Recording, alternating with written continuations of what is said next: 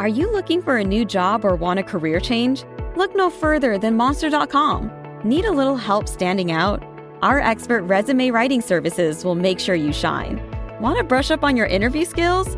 Engage with our AI interview prep tool. Want some advice on negotiating your new salary? Visit our salary tools and extensive library of career advice articles, and you'll have all the tips and tricks you'll need to succeed. Visit Monster.com today and take the first step towards your career. Monster.com. Find your right job fit.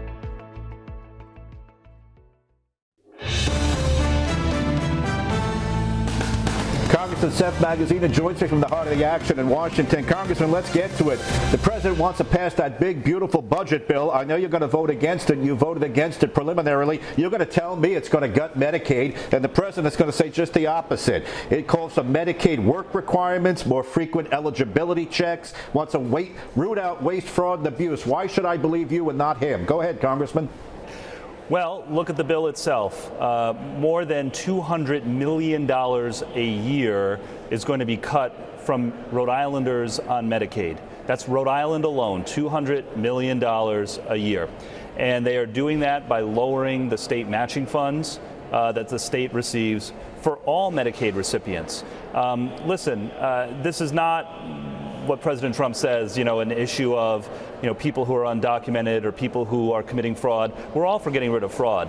What this bill would do is cut the federal match that the state of Rhode Island gets to keep people on health insurance. And as you know, the state is already facing a budget deficit of a couple $100 million.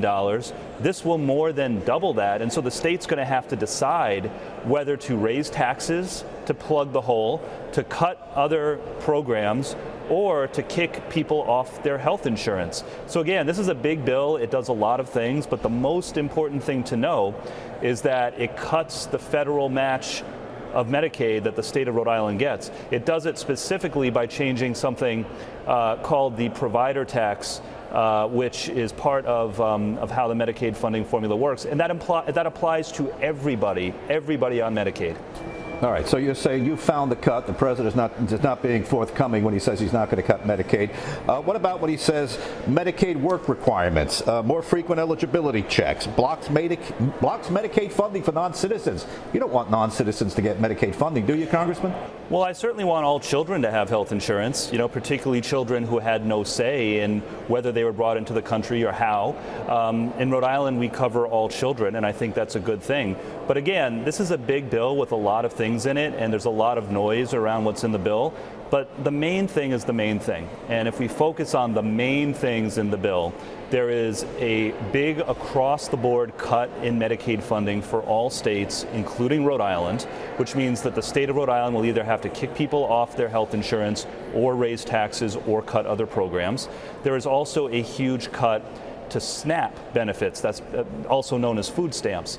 For the first time ever, this bill would require the state of Rhode Island to cover 25% of the cost of those benefits. That will cost the state of Rhode Island more than $80 million a year unless the state of Rhode Island decides to cut people off of that benefit. So again, yes, there's a lot of things in the bill, and listen, there are some things in the bill that I agree with because there's a lot of things in this bill, but the main thing is the main thing, and the main thing is big cuts to Medicaid and big cuts to SNAP that the state is going to have to either decide to pay for itself or kick people off of these important programs. Okay, some of the main things, is it going to be tough for you to vote against no tax on overtime, no tax on tips, and as it stands right now, a $4,000 increase in deductions on your income tax for senior citizens, $4,000 apiece. There are income levels involved, but that's going to be tough for you to vote against that, isn't it? No tax on overtime, no tax on tips. That's a game changer, Congressman. So to be clear, this bill does still tax overtime. I am supportive of no tax on tips, and I'm glad that that's in the bill, but is that enough for me to justify cutting millions of people across this country off of their health insurance and off of SNAP? Absolutely not. It's unnecessary. There were amendments put in by Democrats that would apply the tax cuts only to people making less than $1 million a year. Republicans voted against that. They also voted against an amendment to apply tax cuts only to people making less than $10 million a year. If they would just target these tax cuts at working people, middle-class people who actually need it, and not include the tax cuts for the rich, they wouldn't have to do all these cuts to Medicaid and SNAP. There's a way to do middle-class tax relief, which I support, no tax on tips and overtime, and not have to cut vital programs. The way to do that is by asking the people making the very most, millions of dollars or billions of dollars a year, to pay their fair share. Okay, Congressman, let's go to yesterday's executive order on cutting drug prices. The president says with the swipe of a pen, I'm cutting drug prices 30 to 80%, about 59% on average. Do you have some common ground with him there, provided this can be pulled off?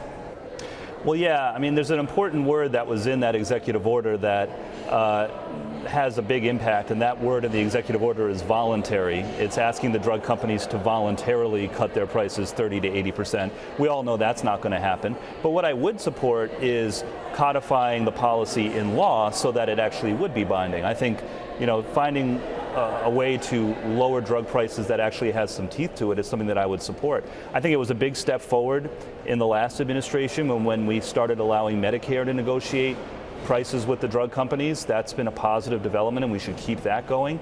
And what President Trump has been talking about is something called most favored nation for drug pricing. That's something that I think is worth a look. But again, to be clear, the executive order is meaningless because it's just voluntary. But the idea behind it is one that I think warrants real consideration, and I hope my colleagues in Congress will consider it. What's interesting is that, my Republican colleagues here, they're pushing these cuts to Medicaid, they're pushing these cuts to SNAP. President Trump, the last couple of weeks, actually said, hey, wait a minute, maybe we don't need to do these big cuts if we increase taxes on high earners and we do drug price savings.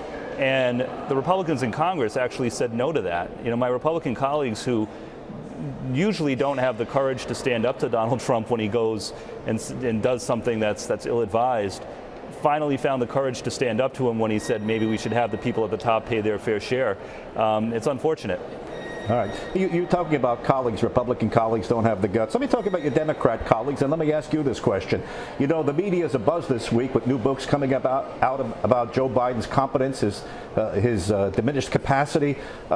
Congressman, should you have said more early on about the president's concerns about the president's? Were you part of this larger wink, wink, nod, nod? Let's just push them through kind of conspiracy that I'm hearing about?